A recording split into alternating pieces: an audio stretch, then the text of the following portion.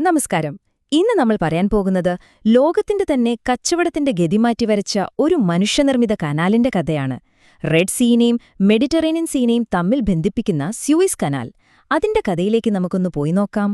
ഓർമ്മയുണ്ടോ, 2021 ലോകം മുഴുവൻ ശരിക്കും ശ്വാസമടക്കി പിടിച്ച ഒരു ദിവസമുണ്ടായിരുന്നു. അതൊരു യുദ്ധത്തിന്റെ വാർത്തയായിരുന്നില്ല, വലിയൊരു പ്രകൃതി ദുരന്തവും അല്ല. പിന്നെയോ, ഒറ്റയൊരു കപ്പൽ. അതായിരുന്നു ആ വാർത്തയുടെ കേന്ദ്രം. വെറും 193 കിലോമീറ്റർ മാത്രം നീളമുള്ളൊരു കനാലില് ഒരു കപ്പല് കുടുങ്ങിപ്പോയതിന്റെ അതിനെങ്ങനെയാ ലോക സാമ്പത്തിക വ്യവസ്ഥയെ തന്നെ മുട്ടുകുത്തിക്കാൻ പറ്റുന്നത്?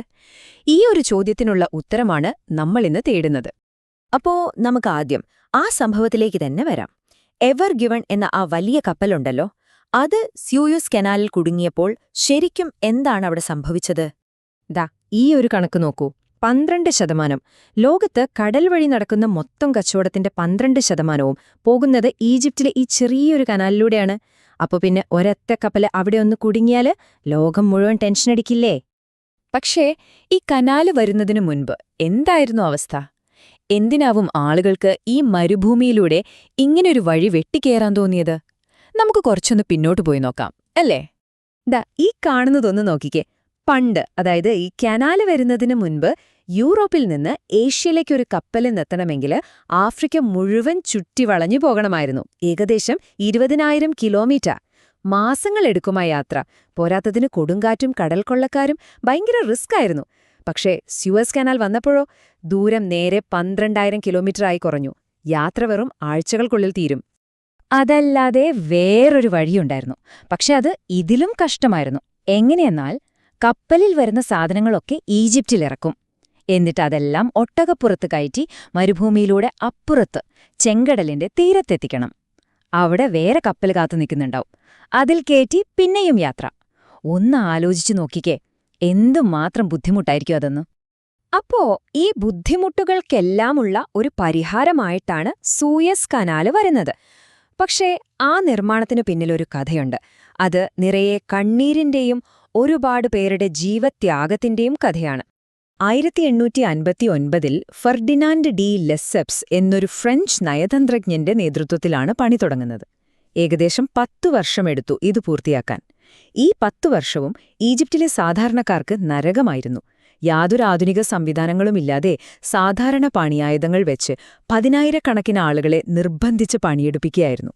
അങ്ങനെ ഒടുവിൽ 1869 ഈ കനാൽ ലോകത്തിനായി തുറന്നു. കോർവി എന്നൊരു സിസ്റ്റം വഴിയായിരുന്നു ഈ നിർബന്ധിത ജോലി. ശരിക്കും പറഞ്ഞാല് മനുഷ്യത്വമില്ലാത്തൊരു പരിപാടിയായിരുന്നു അത്. അതായത് സാധാരണ കർഷകരെയും തൊഴിലാളികളെയുമൊക്കെ ഒരു പൈസ പോലും ശമ്പളം കൊടുക്കാതെ അടിമകളെപ്പോലെ പണിയെടുപ്പിക്കുന്ന ഒരു ഏർപ്പാട്. ഒന്ന് ആലോചിച്ചു നോക്കൂ. ഏകദേശം 10 ലക്ഷം ഈജിപ്തുകാരെയാണ് ഈ കോർവി സിസ്റ്റം വെച്ച് അടിമപ്പണി ചെയ്യിച്ചത്. ഒരു രാജ്യത്തെ ജനസംഖ്യയുടെ വലിയൊരു ഭാഗം തന്നെ ഇതിനുവേണ്ടി ദുരിതമനുഭവിച്ചുവെന്ന് പറയാം. അതിന്റെ ഫലം എന്തായിരുന്നുവെന്നോ? ഭയാനകമായിരുന്നു. 1,00,000-ൽ കൂടുതൽ ആളുകൾ കോളറ വന്നും പട്ടിണി കിടന്നും പിന്നെ ഈ കഠിനാധ്വാനം സഹിക്കാൻ വയ്യാതെയും ആ ചുട്ടുപൊള്ളുന്ന മണലാരണ്യത്തിൽ മരിച്ചു വീണു. നമ്മൾ ഇന്ന് കാണുന്ന ഈ എളുപ്പവഴി, അത് പണിതത് ഈ പാവ മനുഷ്യരുടെ ജീവൻ പണയം വെച്ചാണ്. അങ്ങനെ നിർമ്മാണത്തിലെ ആ കറുത്ത അധ്യായം കഴിഞ്ഞപ്പോൾ അടുത്തത് കനാലിന്റെ കൺട്രോൾ ആർക്കെന്നതിനെ ചൊല്ലിയുള്ള രാഷ്ട്രീയ കളികളായിരുന്നു. ഒരു രാജ്യത്തിന്റെ അഭിമാനസ്തംഭമായി ഈ കനാൽ മാറിയതിന്റെ കഥയാണ് ഇനി പറയാനുള്ളത്. സംഭവം എന്താണെന്ന് വെച്ചാല്, ഈ കനാൽ പണിയാൻ ഈജിപ്റ്റ് യൂറോപ്യൻ ബാങ്കുകളിൽ നിന്ന് ഒരുപാട് കടം വാങ്ങിയിരുന്നു. പക്ഷെ ആ കടം തിരിച്ചടയ്ക്കാൻ പറ്റിയില്ല. അവസാനം ഗതികെട്ട് കനാലിലുള്ള അവരുടെ ഷെയറുകൾ ബ്രിട്ടന് വിൽക്കേണ്ടി വന്നു. പിന്നെ കനാലിനെ സംരക്ഷിക്കാനാണ് എന്നൊക്കെ പറഞ്ഞ് ബ്രിട്ടീഷ് പട്ടാളം ഈജിപ്തിലേക്ക് വന്നു.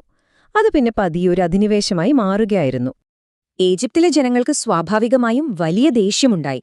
അവരുടെ ആ ഒരു വികാരം ഈ വാക്കുകളിൽ ശരിക്കും കാണാം. ഈ കനാൽ ഞങ്ങളുടെ ചോരയും വീർപ്പും കൊണ്ട് പണിതതാണ്, പക്ഷേ ഇതിന്റെ ലാഭം മുഴുവൻ കൊണ്ടുപോയത് വിദേശികളാണ്. പക്ഷേ ഈ അനീതിക്ക് ഒരവസാനം വന്നു. 1956 ഈജിപ്തിന്റെ ചരിത്രം തന്നെ മാറ്റിയെഴുതിയ ഒരു നിർണായകമായ സംഭവം നടന്നു.